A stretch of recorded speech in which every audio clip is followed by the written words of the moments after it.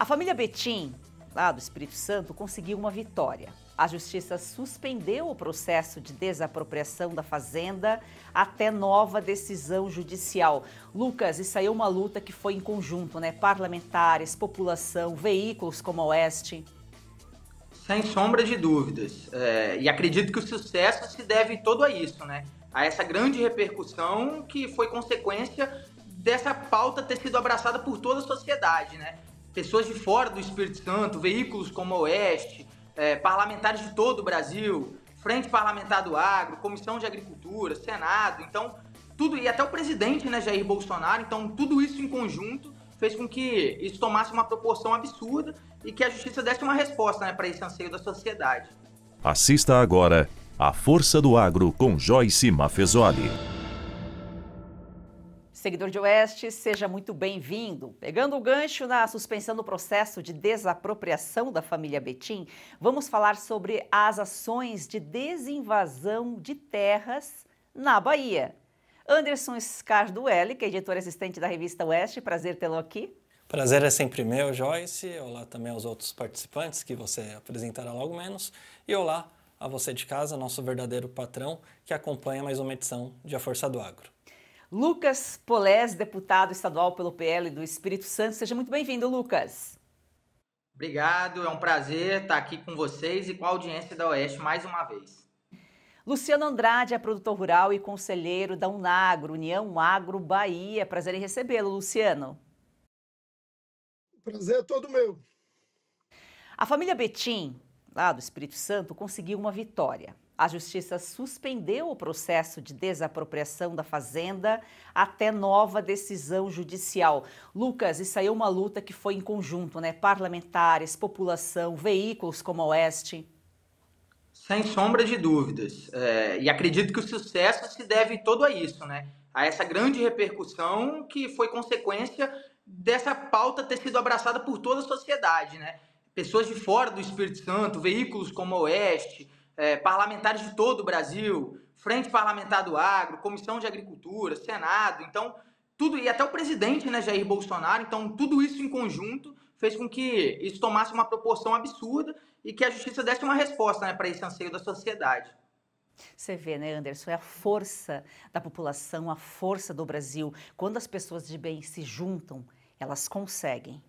Exatamente, né, Joyce? Como eu até falei na outra participação aqui na Força do Agro, esse é um caso da família Betim, né, que o INCRA tenta desapropriar há mais de 15 anos a fazenda da família Betim em São Mateus, norte do Espírito Santo. Revista Oeste tem acompanhado praticamente sozinha, né? Somos o único veículo de comunicação que desde o ano passado estamos acompanhando esse caso, mostrando ali a luta da família em reverter essa decisão e que agora, na semana passada, o Tribunal Regional Federal da 2ª Região, que fica no Rio de Janeiro, decidiu suspender o caso. Então, a família não corre risco, por enquanto, de que o INCRA invade e tome a fazenda. Mas aí, até aproveitando, Lucas, queria saber do senhor qual foi a importância de levar esse caso, sobretudo, para Brasília. Movimentar deputados federais, movimentar senadores, movimentar, como o senhor mencionou, a Frente Parlamentar da Agropecuária, a famosa bancada do agro. Qual foi a importância de termos ali o legislativo no âmbito federal engajado nessa questão? Foi fundamental justamente para criar esse ambiente de pressão, né? E de mostrar que a sociedade estava atenta a esse debate. Você vê que os argumentos jurídicos que a gente utiliza são os mesmos desde o começo desse processo e que a gente tomou conhecimento dele. Então a gente não mudou nada, não fez nenhuma mudança de linha argumentativa na defesa, nada. A defesa vem seguindo o mesmo trâmite. Então por que esse processo foi suspenso só agora e não desde o início, desde que a gente começou a apresentar essa argumentação? Logicamente, por esse fator da pressão, né? A gente viu que, principalmente aquele vídeo deles cumprindo a ordem de desapropriação, ele teve muito apelo emocional para toda a sociedade. As pessoas se colocaram no lugar dessa família. Elas se sentiram como se fosse com elas sendo expulsas ali do território que elas vivem. Então, toda essa repercussão que foi abraçada por parlamentares de vários partidos, de vários espectros, a gente fez um ato lá que chegou a ter político até de esquerda lá, ajudando a pressionar, lógico, a gente não sabe se eles estão nessa por uma defesa mesmo de valores que eles acreditam ou por repercussão, mas de qualquer forma isso ajuda a criar esse movimento. E isso foi fundamental. E antes da defesa dos parlamentares de Brasília, a gente precisa agradecer ao Oeste, porque eu acho que esse movimento de pressão nacional partiu justamente de vocês abraçarem e levarem esse assunto para outros estados além do Espírito Santo. Isso fez com que parlamentares de Brasília tomassem conhecimento. Isso foi um movimento fundamental para que tudo tivesse essa repercussão que teve, né? Então, a nossa gratidão ao Oeste aí pela postura, pela posição que tomaram nesse caso. E estamos trazendo outro caso para cá. Enquanto isso, na Bahia, ocorre uma ação de desinvasão coordenada pela União Agro Bahia. Luciano, conta pra gente o que está acontecendo aí. Então, Joyce, nos últimos dias tivemos uma série de invasões de terra, né? Principalmente no extremo sul, tivemos mais de 80 invasões de terra, com prejuízos estimados em mais de 500 milhões de reais, né? Os comentários que a gente escuta, né, devido à safra de café, o preço, né, que o café tomou, lá tem muito plantio de conilon, acabou estimulando invasões também, né? A gente, vamos dizer assim, vê que teve alguns financiamentos aí que ocorreram para o MST nos últimos dias, e isso teve muitas... Aconteceu, não sei se foi coincidência ou não, mas assim, muitas invasões, né?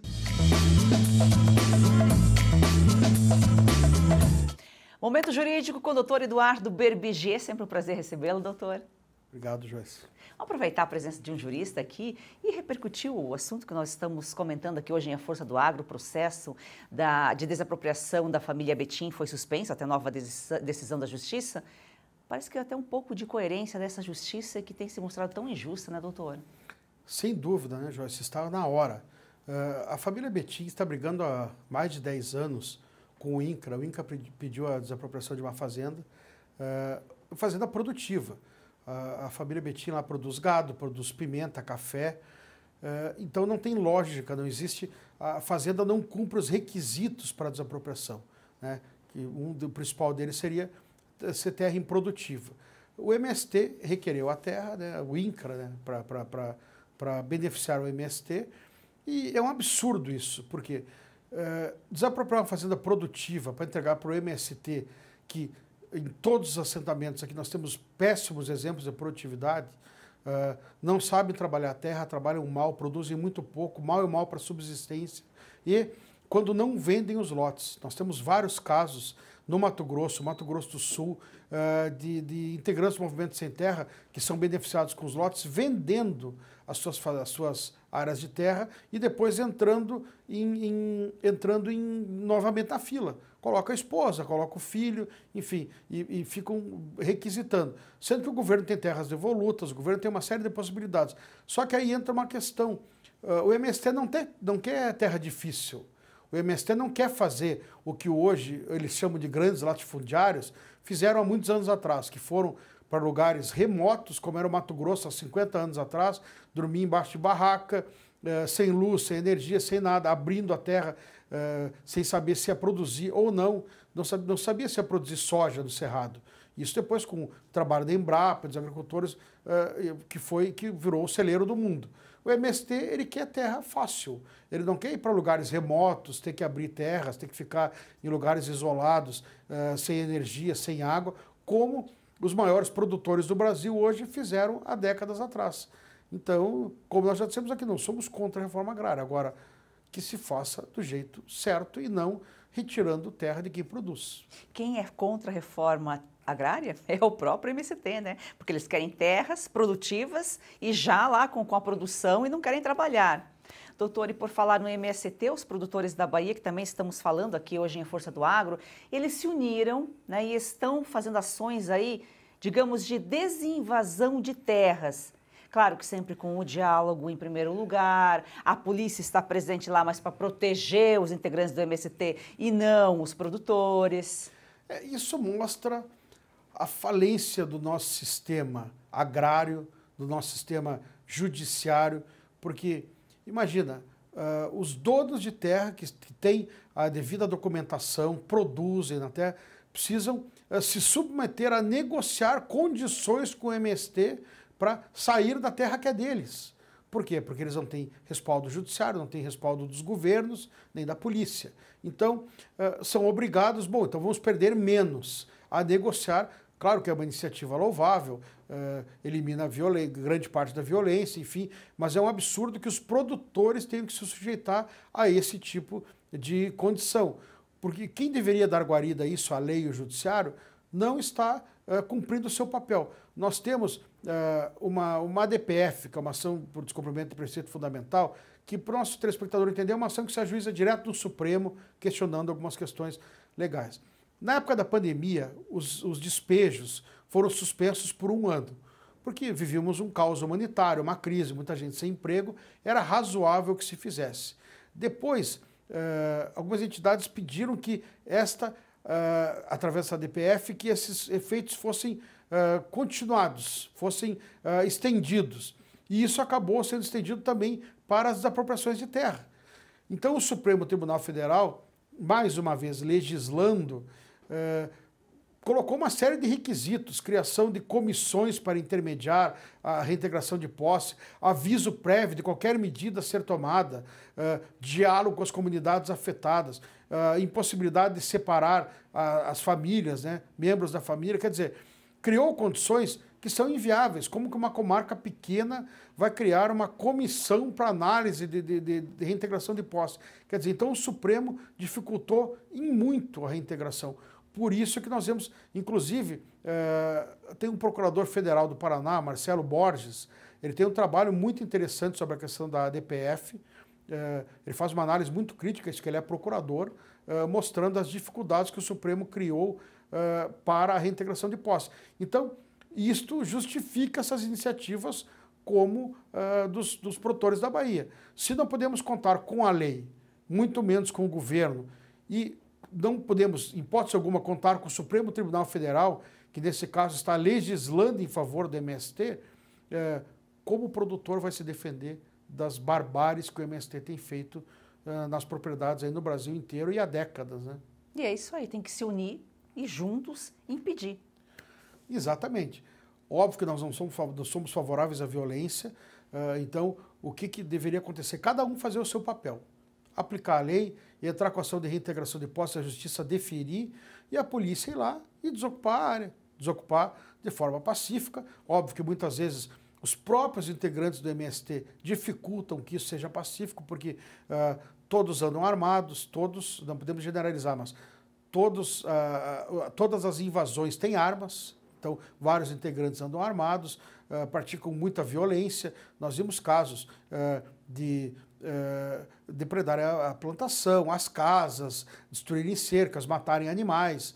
Então, quer dizer, nada disso tem lógica, tem justificativa, é como se fosse uma guerrilha, né? O MST age como um movimento de guerrilha, até porque nós já falamos aqui em outras oportunidades que eles não têm CNPJ, eles não têm responsáveis, eles têm líderes, que é para dificultar qualquer responsabilização. Então é o produtor lutando para defender a sua propriedade, que ele adquiriu, pagou, tem a documentação, ficou anos tornando produtiva e defendendo de um movimento de guerrilha e sem a guarida necessária do judiciário, do governo, enfim, da legislação. Realmente é muito triste essa situação que a gente vê no campo hoje em dia. Vivemos tempos difíceis no Brasil, mas a gente tem que ter esperança aí de dias melhores. Doutor, muito obrigada pela sua participação aqui, pelas suas informações. Eu que agradeço.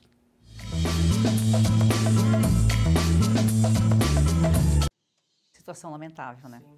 E sobre isso de tragédia anunciada, Luciano, queria saber do senhor se teve já ameaças. Como que é lidar com eventuais ameaças, seja do MST, de outros grupos invasores de terra, até mesmo que a gente sabe nos bastidores do poder ali, né, emissários de políticos mandando recado também. Queria saber do senhor a respeito disso e se mesmo com ameaças, o que faz o senhor e a Unagro não desistirem. E pergunta similar também ao deputado Polezi, até porque é exatamente o caso da família Betim, né, que o Polezi desde sempre está engajado. tudo começou em 2010 com um decreto assinado pelo presidente Lula. Então, quero também saber do Polezi se teve ali algum recado, né, político mandando o recado de Brasília até o senhor. Vamos começar com o Lucas agora. Tá bom. Primeiro falar que, assim, quando a gente acompanha essas invasões e a gente se reúne com a polícia, infelizmente os comandos são claros em dizer que aqui no nosso estado a ordem do governo que parte é de preservar a integridade deles, é de não usar força. Então os policiais, eles chegam a comentar com a gente frustrados, porque a gente sabe que o sangue do policial é de trabalhar, é de restabelecer a legalidade, a ordem, só que eles são atados de poder exercer o trabalho deles aqui no estado. E aí, por exemplo, quando a gente aprova uma lei igual a gente aprovou aqui no estado, que ia impor punições a invasores de terra, o governo vetou dizendo que defender a propriedade privada era dever do dono dela. Agora vai um dono defender a propriedade privada dele em uma dessas invasões, utilizar uma arma para exercer a legítima defesa deles, porque essas pessoas chegam coagindo, ameaçando, quebrando tudo, armadas. Eu tenho vídeos apanhando invasões do MST. Em 2023, por exemplo, apanhei em uma. Agora, recentemente, nessa de Conceição da Barra, eu parei o carro na rodovia em frente, quebraram meu carro, chegaram depredando meu carro inteiro. Então são pessoas agressivas, que estão armadas, que impõem a força, a violência, o terror, e nenhum deles é punido. Nunca soube de nenhum desses invasores aqui no Espírito Santo que cumprisse um dia de detenção na cadeia. Eles impõem o terror aqui e nenhum deles são nem identificados. Agora, o dia que um produtor exerceu a legítima defesa dele, um direito legal, constitucional dele, aí, logicamente, os órgãos públicos do poder vão rapidamente aparecer para poder destruir a vida desse produtor. E é isso que revolta tanto, né? Essa inversão de valores que eles estão conseguindo impor na nossa sociedade. Não só ameaçam, como vão para agressão, né? Luciano, e aí? Quanto às ameaças, a pergunta do Anderson. Então, nosso vice-presidente, né? Ele foi ameaçado na última sexta-feira e foi por telefone, ameaçaram ele de morte. E, enfim, mas o que a gente pode fazer? A gente vai entregar tudo? A gente vai virar marginal para combater? A gente resolveu fazer uma associação porque a gente quer fazer tudo legal, a gente quer mostrar a cara, a gente quer fazer tudo de forma que respeite, né, a lei. Então, assim, o MST, você não tem nem um CNPJ, você não tem nem... E é financiado, coisa que até hoje me confunde. Como um movimento que não tem um CNPJ recebe mais de 700 milhões de financiamento, né? Então, assim, fica a dúvida, né? E enquanto um plano safra perdeu a concessão, né? Não sei nem como é que está. Então, é verdadeiramente um desestímulo ao produtor. A inflação que está hoje anunciada, para mim, é a ponta do iceberg. 700 milhões de reais aí para o MST invadir terras e o produtor que precisa de financiamento não tem acesso ao crédito. Vamos a um rápido intervalo e já voltamos. Agora vamos mostrar o novo vídeo da nossa campanha, mas olha só, já vou avisando, é um vídeo forte e impactante, que escancara uma realidade que poucos têm coragem de enfrentar. Veja o vídeo e entenda por que é tão importante assinar a Oeste para que possamos continuar esse trabalho. 8 de janeiro de 2023. Clérisson da Cunha, conhecido como Clezão, foi preso durante atos de protesto em Brasília, promovidos por brasileiros inconformados com o desfecho da eleição presidencial. Durante meses, laudos médicos enviados ao STF pelo advogado de Clezão alertaram o ministro Alexandre de Moraes para os graves problemas de saúde do prisioneiro. O magistrado nem sequer apreciou o parecer da Procuradoria-Geral da República, que pediu a liberdade condicional do enfermo para permitir-lhe que recebesse em casa tratamento médico adequado. Em 20 de novembro de 2023, Clérisson da Cunha morreu na penitenciária da Papuda. Explicação oficial: fora vítima de um mal súbito. Alguns meios de comunicação esconderam a notícia em cantos de página. Os demais ignoraram o assunto. Para quem tenta saber o que acontece recorrendo ao jornalismo estatizado, Clesão não morreu. Pior, nunca existiu. A Oeste contou a verdade na reportagem de capa. Oeste, independente, essencial. O Brasil real está aqui. Para assinar, acesse revistaoeste.com/assine ou leia o QR Code no canto da tela. Se preferir falar diretamente com a nossa equipe, entre em contato pelo número de WhatsApp DDD 11 942399799. Heloísa, quando vem para a escola, é uma alegria. Quando a criança ela resplandece nela esse desejo de ir longe no estudo, é porque o apoio pedagógico da escola é muito bom. Hoje eu sonho e sei que pode virar realidade. A Escola Professora Olindina Roriz Dantas é um projeto criado pela Agrodan, a maior produtora e exportadora de mangas do Brasil. Doce, sem fiapos, muito valorizada na Europa, está na hora de o brasileiro conhecer essa delícia. Kate, a manga para comer de colher. Da Agrodan para você, qualidade e sabor inigualáveis. Compre Kate, a manga para comer de colher e ajude uma criança. É o agro transformando vidas.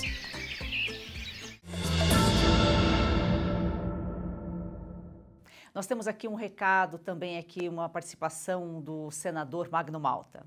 Bem, com relação à desapropriação da terra dos bedins, é uma terra produtiva, uma família que está lá quase centenariamente, gerações que nasceram lá e produzindo e trabalhando.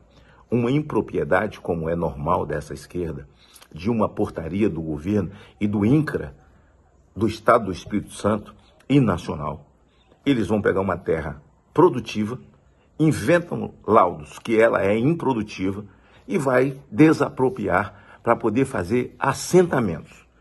Bom, quando o doutor André entra no processo, que já é longo, de muito tempo, ele já vem sofrendo, encontrou muitas impropriedades, muitas questões jurídicas mal respondidas ou negadas e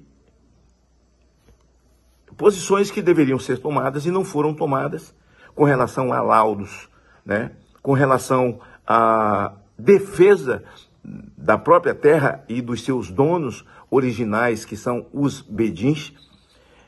Nesse momento, eles então entram lá, fazem arruaça, fazem gestos obscenos para a família ali assistindo os funcionários do INCRA, que devem ser processados, e processados criminalmente, e também com um processo interno de disciplina, pelo desrespeito àquela família. Bom, quando o doutor André entra ali e saneia e manda buscar outros laudos, e o laudo feito pelo perito da Prefeitura de São Mateus e o laudo feito pelo perito do governo, não batem com aquilo que diz o INCRA para tirar a terra. Bom, isso vai para o TRF2, porque na verdade, o que se tinha é que eles estavam prontos para tomar a fazenda e fazer essa distribuição para os sem terras, né, que nós conhecemos as ilegalidades que são praticadas. O que ocorre é que o juiz deu 30 dias, né, deu mais 30 dias antes de poder entrar na terra ou fazer a desapropriação. Mas mostrando todas as ilegalidades no Tribunal Federal 2, da região 2, o doutor André consegue mostrar para o desembargador todas essas impropriedades, e aí ele toma uma decisão que é uma vitória nesse momento, não total, mas que tudo isso aconteça depois que haja o transitado e julgado. Isso foi uma grande vitória, um grande avanço que vai servir para todo o país que vem sofrendo com invasões ilegais e, uma vez legalizadas pelo INCRA de forma ilegal e criminosa. Graças a Deus, a família Bedin e nós todos vamos continuar lutando. Sabemos que ainda não está concluída essa vitória, mas nós ganhamos um tempo pela lucidez de um tribunal, entendendo que aquilo que é legal, o que é ilegal e o INCRA tem praticado ilegalidade. Você vê, né, Anderson, o espaço está aberto aqui, a gente vai continuar mostrando essas ações aqui por meio da Revista Oeste, site, a Força do Agro. Exatamente, cobertura que, inclusive, né, com a Força do Agro, a marca Revista Oeste está sempre ao lado, está sempre apoiando o produtor rural e cobrindo essas causas que a gente sabe, né, Joyce, que só a Revista Oeste cobre. Lucas, me desculpa, mas eu acho que se faltar parlamentares, representatividade lá para o Luciano na Bahia, o deputado do Espírito Santo está aqui à disposição. Com certeza. A gente, inclusive, divulgou um e-mail do nosso gabinete, que eu vou até passar aí para vocês, se vocês puderem divulgar, é dep.lucasfolese@es.gov.br. Eu vou passar para vocês certinho. A gente tem recebido denúncias de todo o Brasil nesse e-mail, a gente está fazendo a ponte para levar todo esse material, a gente faz um filtro, né, e leva o que procede todo para Brasília, para a Frente Parlamentar do Agro, para o deputado Nicolas Ferreira, que constrói toda essa ponte, para a gente poder pressionar em cima desses casos e trazer alguma solução, assim como a gente conseguiu fazer aqui com os casos das famílias Betim, família Marchiori e outros casos do Espírito Santo, né? E assim, dizer que essa luta é muito importante porque para a gente restabelecer a segurança jurídica desses territórios aí do sul da Bahia, do norte do Espírito Santo, vão levar décadas depois de todo o estrago que eles estão fazendo muito direitinho, tem método mesmo para os danos que eles estão criando de desvalorização, de insegurança, de pessoas desestimuladas em todas essas regiões aí, nesses estados. Sua audiência é muito importante para mantermos nossa programação. Vamos a um rápido intervalo e já voltamos. Atenção, você que está cansado de tomar vários comprimidos por dia, como magnésio, cúrcuma, creatina, colágeno e outros. Você que sente dores nas articulações, tem artrite, artrose, reumatismo, fibromialgia, dores nas pernas, na coluna, esse recado é para você. É isso aí, Caut. Isso mesmo. A Vitae Gold inovou mais uma vez e trouxe o Vitais 7.1, desenvolvido especialmente para você que tem mais de 50 anos, que é uma forma revolucionária que une os 7 produtos com estudos científicos e que são os mais receitados atualmente. Então isso daqui, ó, você não precisa mais, tá bom?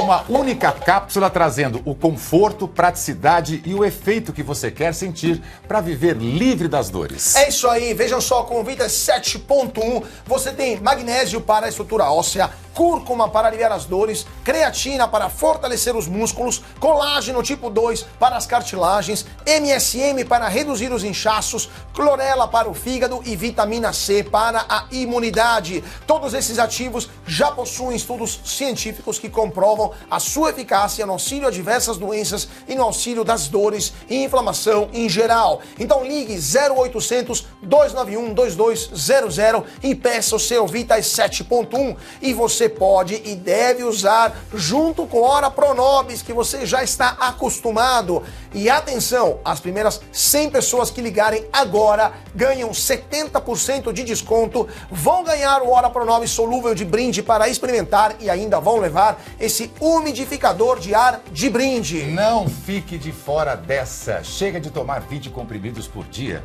Com apenas 2 cápsulas do Vitas 7.1, você tem tudo isso de forma 100% natural. Ligue 0800 291 2200 e mude a sua vida hoje. Vitas 7.1 e pronto, Caut. E essa é uma luta de todos, contra a invasão, contra a desapropriação. Luciano, muito obrigada pela sua participação aqui em A Força do Agro. Eu que agradeço pela oportunidade. Muito obrigado, Joyce, Anderson, Dr. Lucas e a Revista Oeste. Muito obrigado mesmo, estamos à disposição. Deputado Lucas, muito obrigada aqui mais uma vez pelas suas informações, o canal está aberto. Eu que agradeço sempre pela oportunidade e pelo trabalho maravilhoso que vocês da Força do Agro e da Oeste vêm fazendo pelo Brasil e pelo agro. Tamo junto. Anderson, parceiro. Joyce, muito obrigado, conte sempre comigo. Obrigado ao deputado Lucas, ao Luciano, a todo mundo da Unagro e principalmente a você de casa que nos acompanha. E é isso aí, continue com a gente, siga o nosso perfil no Instagram e vamos fazer do agro, esse campeão brasileiro, uma paixão nacional.